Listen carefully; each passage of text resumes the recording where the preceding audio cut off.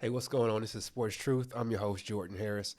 Today's video is going to be a little bit different than what we typically do. Today, we're going to do like some film review on KJ Jefferson. Just because he jumped into the portal recently, obviously, Miami is needing a quarterback, needing an experienced quarterback. So, going to be doing a little bit of film review on him. And then the game that we're going to be looking at, as you can see right here on the screen, is the Arkansas versus Florida game. And if you wonder why I picked that game, I'll explain that a little bit. So, a lot of people, when they're looking at quarterbacks, the first thing they want to do is type in KJ Jefferson highlights, and they look at all the highlights that they could possibly find on him.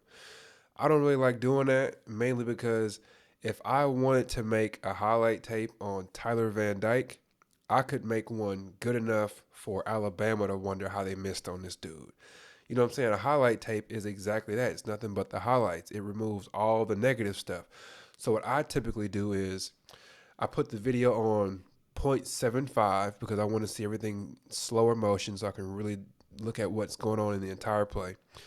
But before I even do that, I look at the stats. I look at each game. So I go to each game and look at the stats on those. And I try to find a game that there was a little bit of adversity, right? So I want to make sure that the person that I'm watching had either a fumble or a bad sack, maybe a few interceptions, because I want to see, like, is this person a front runner? I also want to know, is this person a bad teammate? Like, I don't want to just know what's going on when everything is going well, but I want to know what this player is doing whenever he does something poorly, when something goes bad. Maybe if they get up to like 21-0 lead, and then before you know it, they're down 35-21. Like, how does that player respond then? Um, Also want to find parts of the tape where there's an opportunity for the player to quit. Once again, if you're up 21-0 and then all of a sudden you find yourself down 35-21, that's an opportunity to quit. So I want to see, like, is the person going to play differently when they're ahead, or is the person going to play the exact same whenever they're all of a sudden down 14 points? I want to see that kind of thing. I also try to find a game when I'm looking through those stats. I want to find a game where there's decent competition that they're playing against. I don't want to see an Alabama team play against Northern Alabama. Like, I don't want to see that. I want to see teams who are basically evenly matched, and I want to see them play against a team that has a lot of talent on there. Whether that team is performing up to that talent or not, I don't care. I just want to see a team that has talent on the roster that they're playing against. And then I want to find a game also that's close, where there's lead changes going back and forth, and every play matters in a game. So that's what I really try to find. And that's exactly what I found whenever I was going through Arkansas's game log. This is the perfect game. It checks all of those boxes. In this game, KJ Jefferson was 21. I'm sorry, he was 20 for 31. He had 255 yards.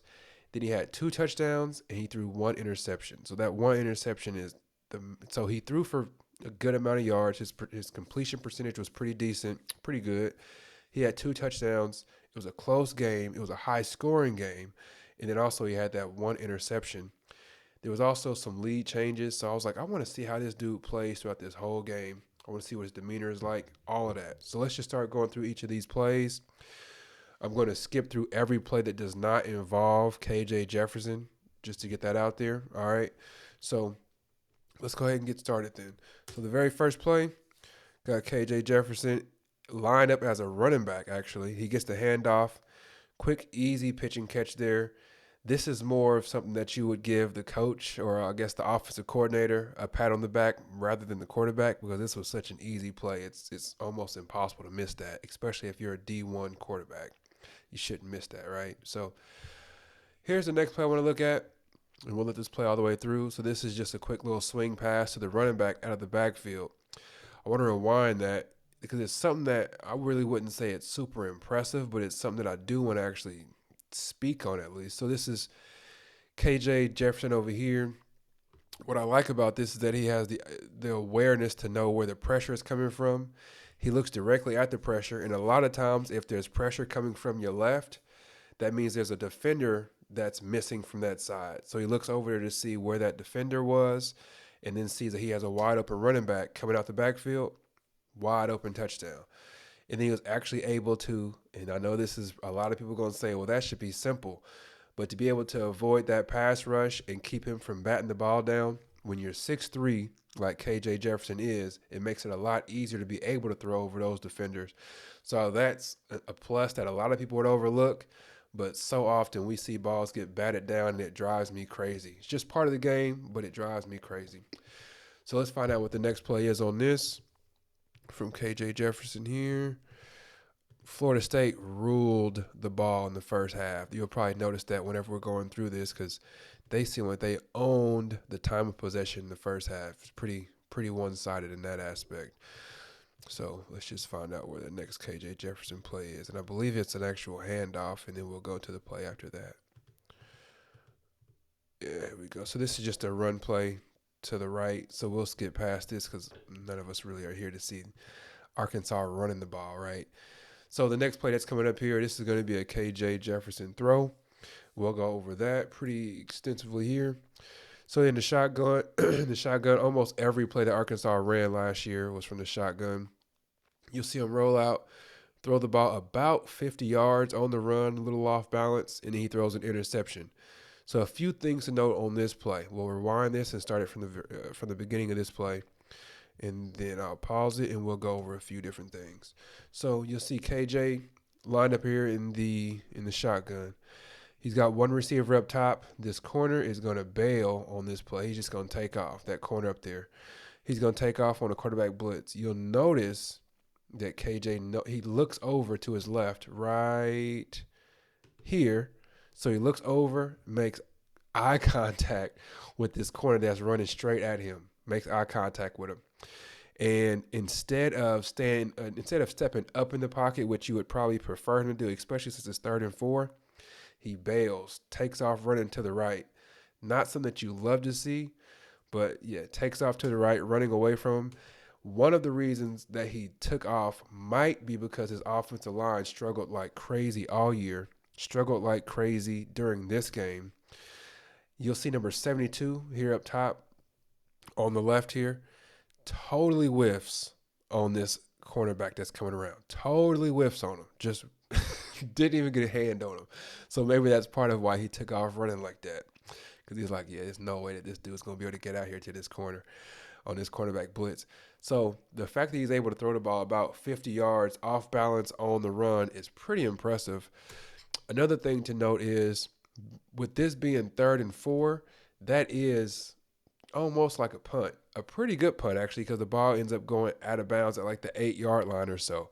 So 3rd and 4, it doesn't kill you too much. But the one thing that I do hate about this play, and I just rewound it real quick, the one thing I do hate about it is if he did step up in the pocket, he's got a wide open receiver up top here for a first down. And he just totally missed him. So that is somewhat concerning, you know what I'm saying? So I'm sure his quarterback coaches probably killed him on that in film study. But yeah, he just totally missed that receiver on his left side who would have been wide open at the sticks. Instead, he rolled out to the right, threw the ball down the field, and essentially punted the ball. Okay, so now let's get to the next KJ Jefferson play. And I mean, a lot of people would probably try to blame the receiver for not fighting enough on that play, but man, that's just a rough play by the quarterback. It just is what it is, right? So let's look at the next play here.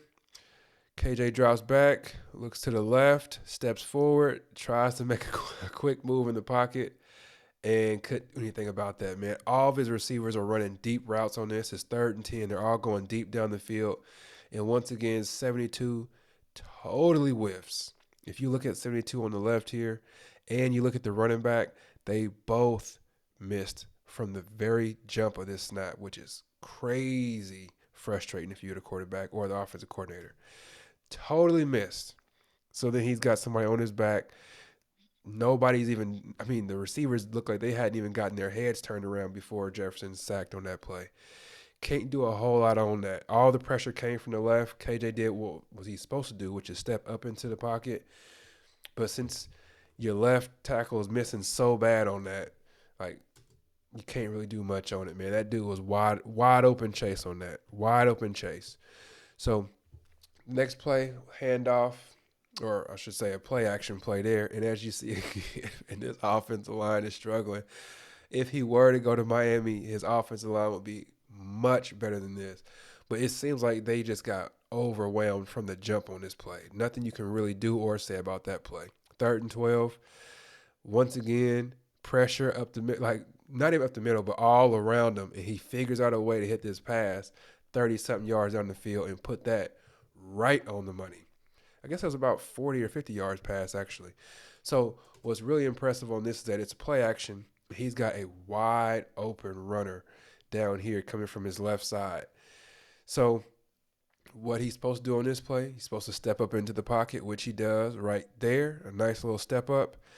And then what I really do like about KJ Jefferson watching a lot of his film is that he can run down the field, but what he does exceptionally well, I think, is that he moves in the pocket while looking down the field the whole time. He's not just having one read and then feel pressure, put his head down and take off. Instead, he'll look at a read. If he feels pressure, he continues to look down the field, and he feels the pressure rather than dropping his head to look at it. And that's what he did on this play. So he took one step up and then laced it down the field. Nice spiral. Over the top. There it is. Perfect throw. It does not get a whole lot better than that, especially when you got pressure behind you and you're worried about getting strip sacked. Really impressive. All right, so here's the next play. One read, two reads. Get out of the pocket a little bit. Trying to do a fake pass there. What I like about this play is that it shows that the man, he got a little bit of heart, right? Like, or I should say a whole lot of heart. A lot of people, like my man Peyton Manning, back in the day, if he feels that much contact in the pocket, he going to go ahead and crumble down to the ground. But KJ is still trying to make the play, especially 3rd and 4. Rolls out to the right. Even while he's rolling out to the right, he's still pump faking and doing all that stuff, still trying to make a play. I love the man's heart. I love the man's heart. Okay, this play was a big play, but it kind of concerned me a little bit. I would maybe not maybe concern is not the right word, but I had some. I guess I'll say I had some concerns, and the reason why is because I'm rewinding it here. The reason why I had a little bit of concern is because he has his eyes fixed on one player the entire play. He didn't look to the left one time. He's got his eyes fixed on this receiver at the SEC logo from the start of the play. So I'm going to rewind it one more time so you can see his head. It starts off in the middle of the field to see where that linebacker went. After that, he got fixed on number 2, and he was not looking anywhere else. So that kind of scared me a little bit. It seemed like he didn't really care to even look off a linebacker, look off a safety. He didn't want to look off anywhere.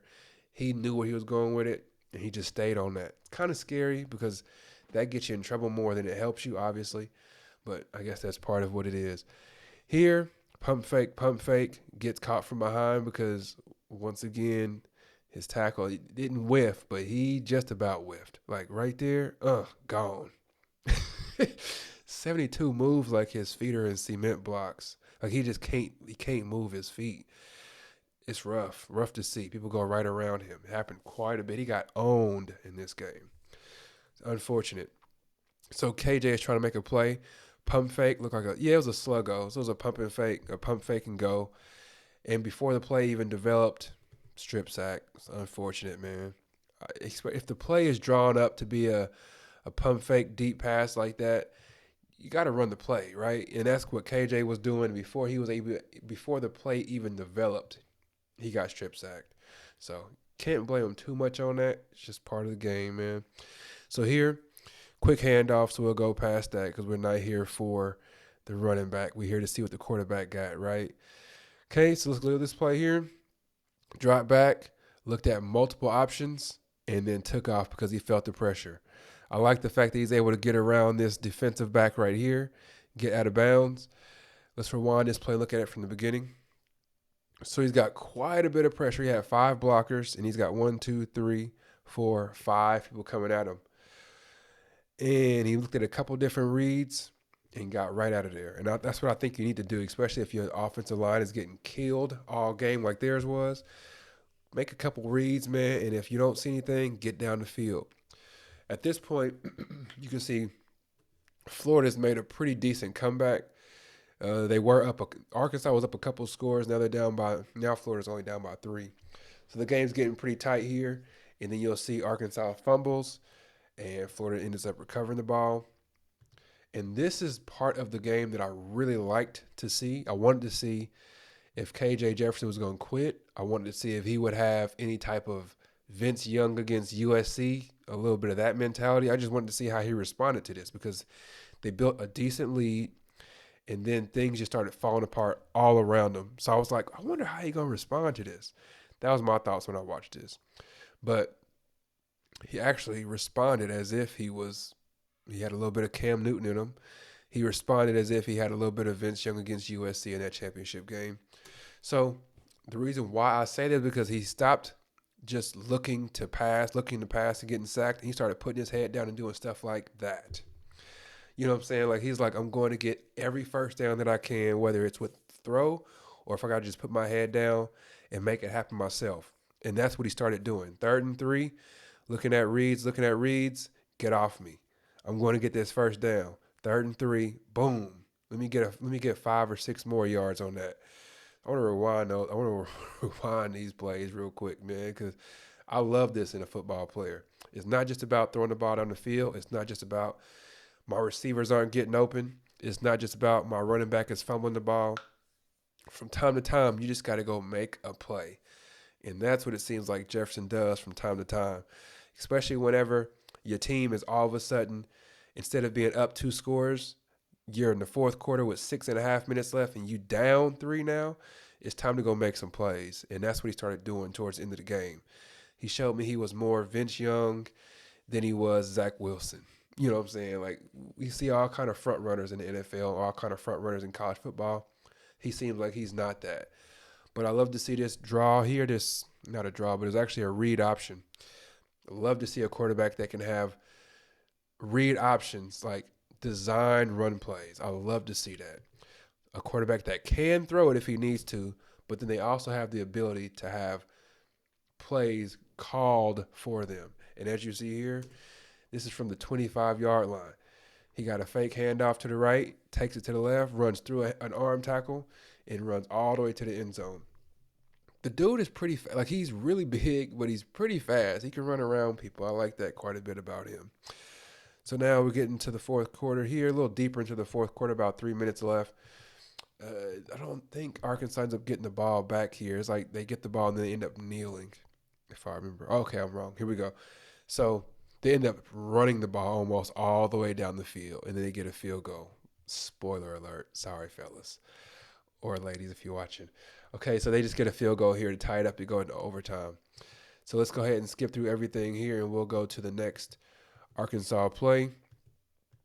And they were pretty run heavy, and in overtime too. But we'll go ahead and look at that. Let's see. Florida State.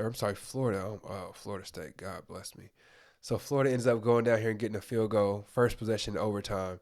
So obviously, if you get a touchdown, you win the game. First play they do is a run play.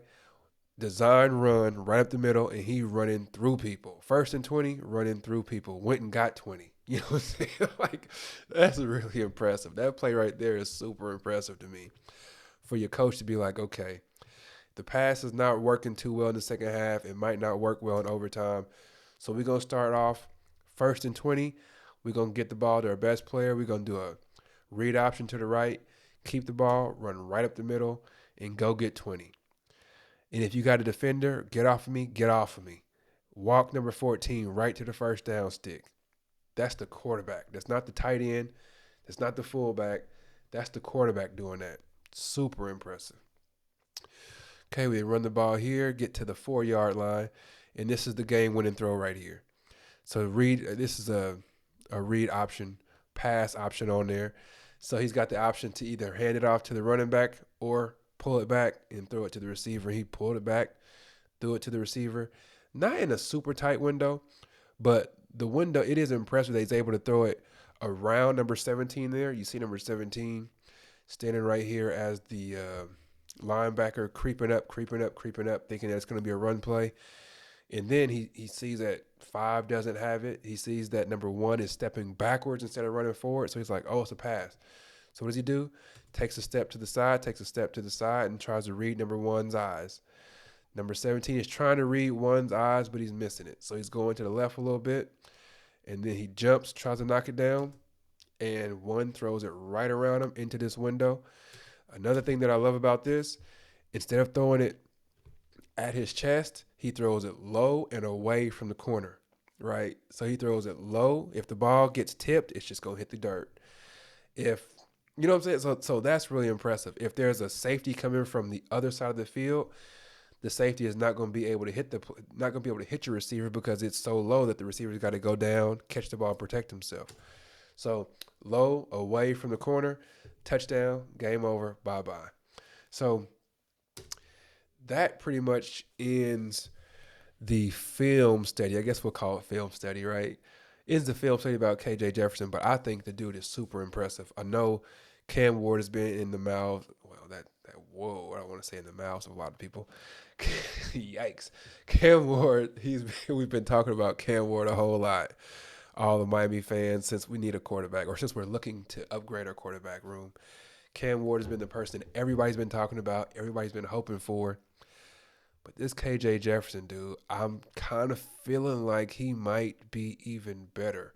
If not better, just as good as Cam Ward. I'm hoping and praying that our coaching staff has been talking to this man as far as getting like a visit set up to see, maybe just kicking the tires to see if KJ Jefferson would even consider entertain coming to play for Miami. But yeah, I'm impressed. I really am impressed. I've watched him play against Alabama, watched this game, went back and pulled up the highlights from this game. Really impressed with him. Super impressed. Wondering what y'all thinking. Please leave comments in the comment section. Super interested to know if are you interested in bringing KJ Jefferson in? I know I did a previous video just talking about comparing Cam Ward's stats and whatnot, but I wanted to make a video just to show the actual film if you hadn't seen it yet on KJ Jefferson, because a lot of people hadn't. He's in the SEC and they performed poorly this year as a team. They had a bad record, so they were kind of ignored. Also, Jefferson's numbers were down, so he wasn't talked about too much. So I wanted to bring a video to you all to show you some of the things that made me impressed. So let me know what y'all's thoughts are. Please do leave any comments that you have in the comment section. Also, like the video. I really appreciate that. Subscribe to the channel. That helps us a whole lot when you subscribe. Helps us a whole lot when you like the video because it shows it to other people. All right. And as I always say in the video, you could be anywhere in the world, but you're right here with me, and I truly appreciate that. God bless. Take care. Peace.